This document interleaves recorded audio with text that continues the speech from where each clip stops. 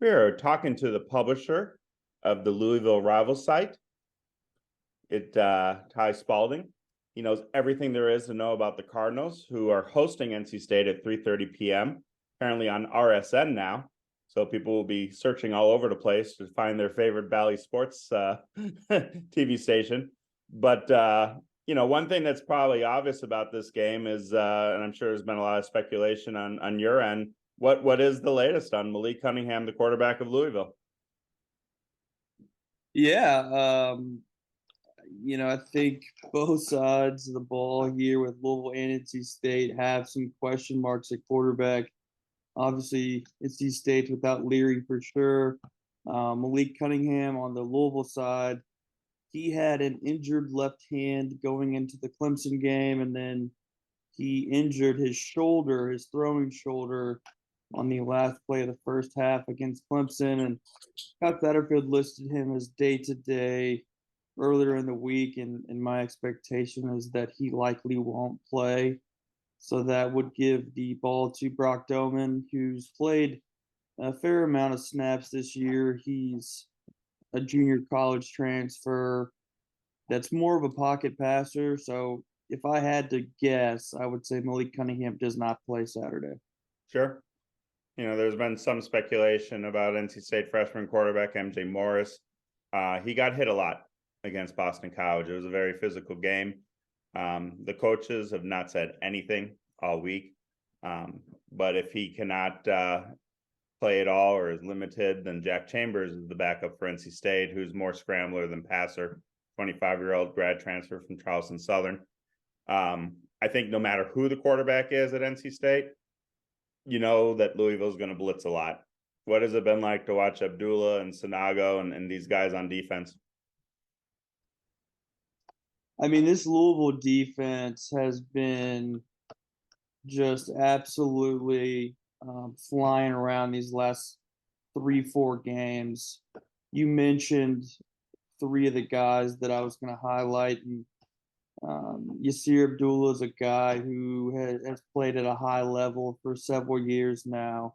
He's an All ACC player.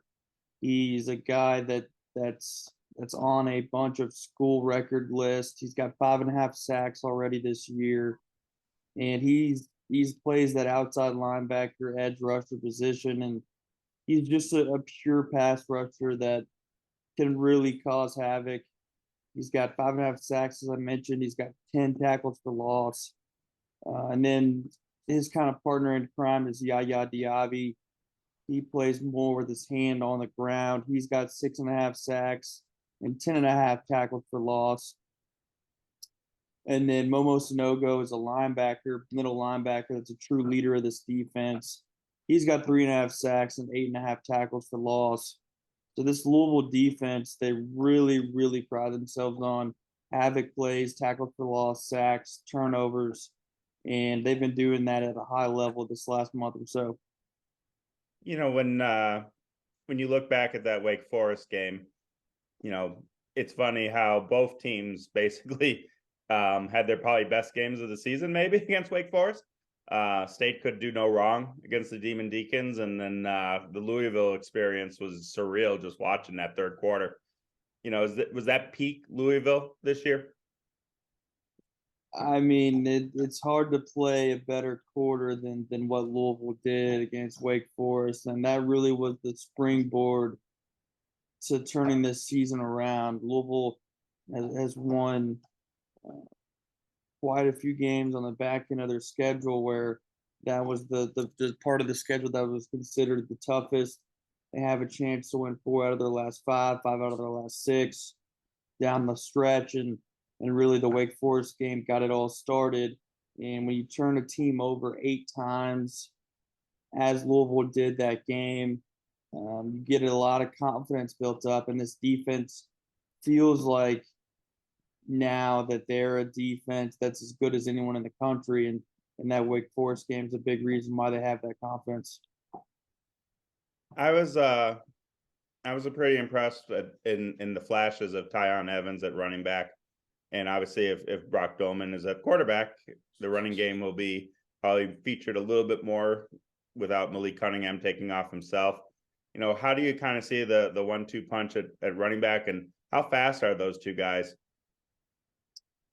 Yeah, so Tyon Evans is a transfer from Tennessee. He's a guy that was the starter at Tennessee last year and then got banged up and lost his starting job and just never found himself back into the rotation. But man, is this dude a really, really good running back? He's one of those running backs that's got the power to run through guys between the tackles, but he's also got the speed that if you let him get to the second level, he can take it the whole way. And he's done that several times and broken games open. He did it against Wake Forest, took a 50-yarder to the house.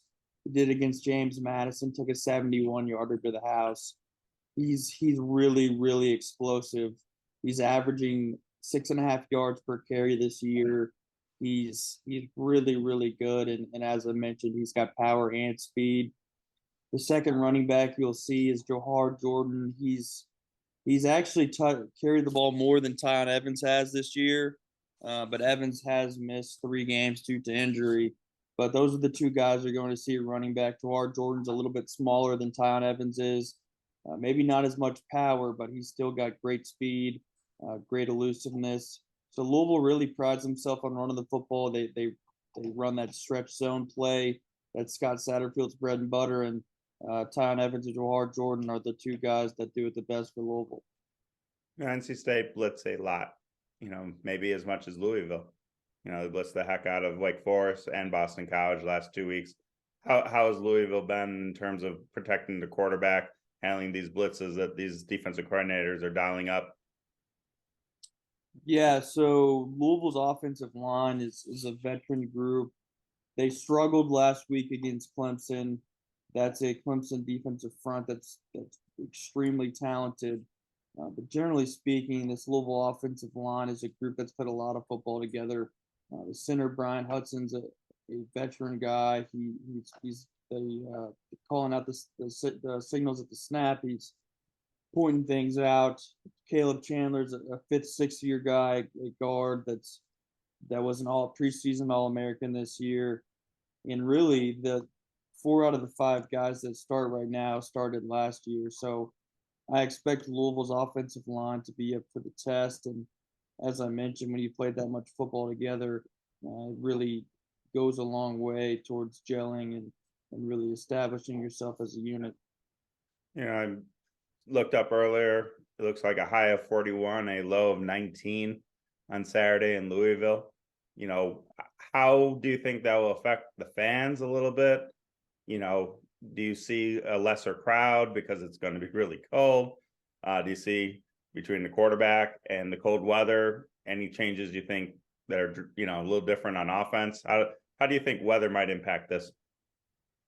Yeah, so starting off with the fans, coming into the year, this fan base has kind of been split on Scott Satterfield. It's kind of been deemed as a contract year for him. It's his 4th year at Louisville, and they started the year off slow. They lost to Syracuse in a game that wasn't really close. They blew a game at home to Florida State, and really, it's been a struggle to get the fans back, even as Louisville's been winning. They really haven't had big crowds. They've had 35, 40,000 in a stadium that holds close to 60. So I would expect around that same number on Saturday. There are a couple of things helping Louisville. It's the senior day, and there's a lot of guys in the senior class that have meant a lot to this fan base, but also this is a big recruiting weekend for Louisville. They have 10 or so of their high profile commits on campus. So there's been a big effort to get fans out from that perspective. So I don't think it'll be a packed house by any means. I don't think the cold weather will help. But I do think it'll probably be around 35,000 out there at Cardinal Stadium. As far as what Louisville will do without Malik Cunningham, if he can't go, as I mentioned, Brock Doman's more of a pocket passer. He likes to really go through his progressions and reads. I think he can do some read options, some zone read, RPO type stuff. He does have a long touchdown run on the year when he started the Virginia game, so he is capable of running. So I don't think the offense will change too much, but I do think you'll probably see less designed quarterback runs. You'll probably see those tossed out if Cunningham can't go. But I don't think the cold weather will prevent Louisville from tossing the ball around. They're not a great passing team, but they do have a good receiver in Tyler Hudson, who's pacing for a thousand yard year. He's really come on strong in the last couple of weeks. He's terrific as a vertical threat, and who seems to play taller than his 6'2" height. But two questions I have left. You mentioned recruiting. Louisville's been off to a good start. Now, NC State and Louisville sometimes butt heads. Seems like more recently in basketball recruiting than football. But NC State fans kind of definitely know Travion Cooley because his younger brother Tamarcus is coming to NC State, and then Michael Gonzalez was an offensive line target in the Charlotte area that NC State liked. But how good is this class with Clarkson at quarterback and Owens at running back?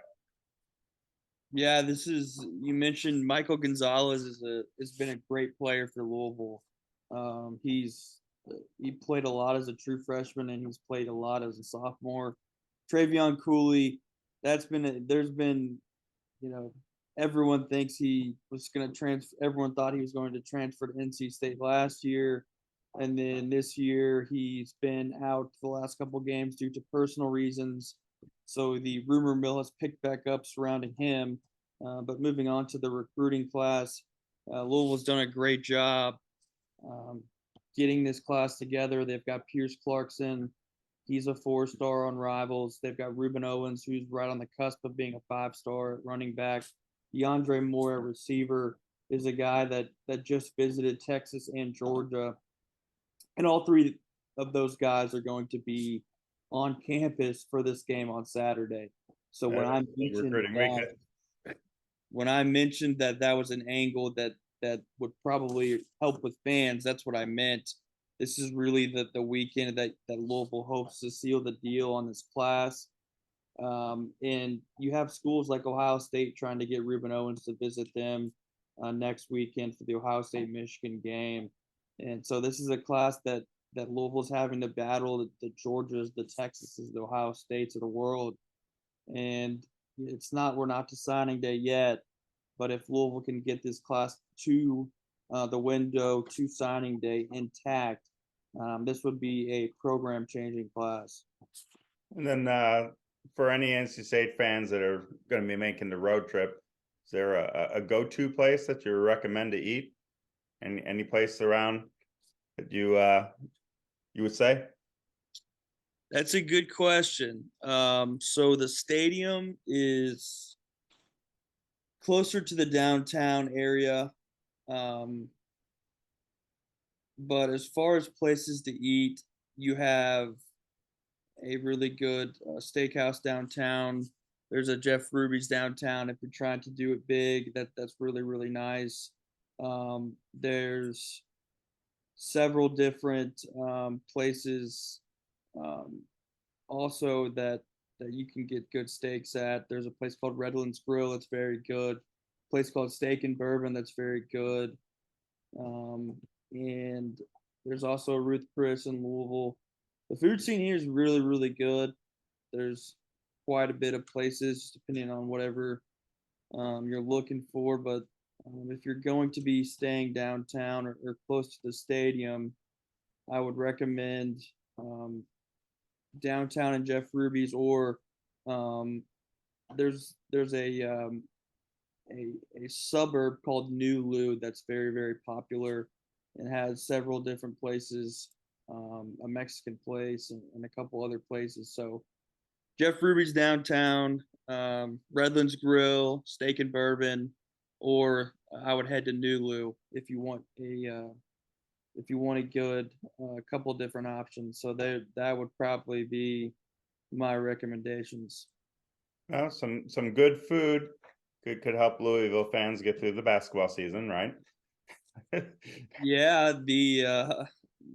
Louisville fans are really, really hoping that this football team finishes strong and this football recruiting class signs, because it seems like it's going to be a long winter in Louisville on the basketball side, and they need all the positive they can get from the football team. So this is a big game for Louisville. Cool. Well, this is JC Zumbo. I've been talking to the publisher of Louisville Rivals, Ty Spalding. Where can fans see your Twitter handle? Yeah, at Ty Spalding is my Twitter, at TYSPALDING, and um, I think this is a big game for both sides, and we talked about the weather. It'll be a cold one, so it'll be interesting to see what happens. Thank you very much. And like I said, NC State fans, you need to see anything, go to his website, go to his Twitter handle. Should be an interesting game. I think it's going to be probably come down to a field goal or two, but depending on who plays at quarterback. But we'll see how this goes. But thank you very much. All right, thank you.